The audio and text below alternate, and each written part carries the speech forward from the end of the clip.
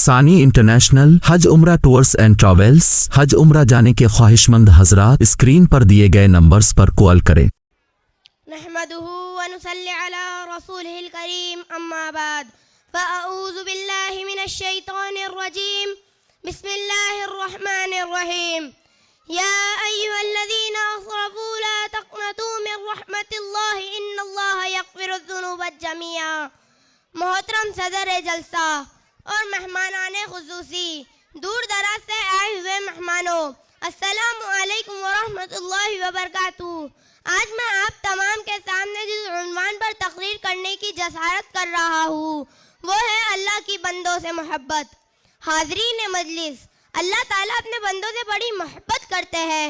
اس کا اندازہ اس بات سے ہوتا ہے کہ اللہ تعالیٰ اپنے بندوں کو بغیر طلب کے، بغیر دعا کے مال، دولت، صحت، عافیت، دوست، احباب، ماں باپ یہ نعمتیں عطا فرماتے ہیں۔ اللہ تعالیٰ اپنے بندوں کے حق میں رحمت کے فیصلے کرتا ہے۔ اللہ تعالیٰ نے محبت کے 99 حصے کیے، ان میں سے ایک حصہ مخلوقوں پر تقسیم کیا۔ انسانوں میں چرند پرندے، جانوروں میں اسی میں ماں کی محبت ہے، بہن بھائیوں میں محبت ہے۔ اب آپ یہ سوچیں کہ آدم سے لے کر قیامت تک کل کتنے لوگ ہیں اور ہر ایک کو کتنا حصہ ملا، لیکن اللہ تعالیٰ نے 99 حصے اپنے پاس رکھے اور اللہ تعالیٰ اس کا اظہار قیامت کے دن فرمائیں گے۔ اب اللہ تعالیٰ اپنے حصے میں سے حصہ اپنے بندوں کو حصہ دیا تو اللہ تعالیٰ اپنے بندوں سے کس قدر محبت کرتا ہے۔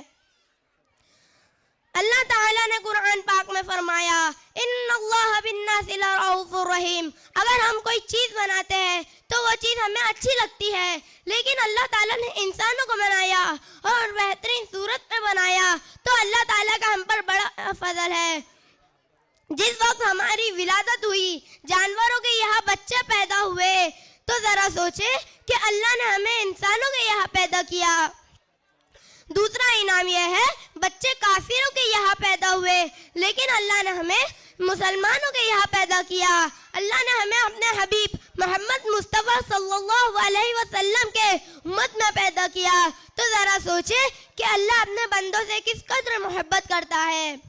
علماء نے لکھا ہے ماں اپنے بگڑے ہوئے بچے کا اتنا انتظار نہیں کرتی جتنا اللہ اپنے بگڑے ہوئے بندے کا انتظار کرتا ہے۔ آخر میں اللہ کی اپنے بندوں کی محبت کا اندازہ ہوتا ہے۔ آخر میں یہ دعا کرتا ہوں کہ اللہ ہمیں اپنی محبت عطا فرمائے۔ آمین ثم آمین، وآخر الدعوانا الحمدللہ رب العالمین۔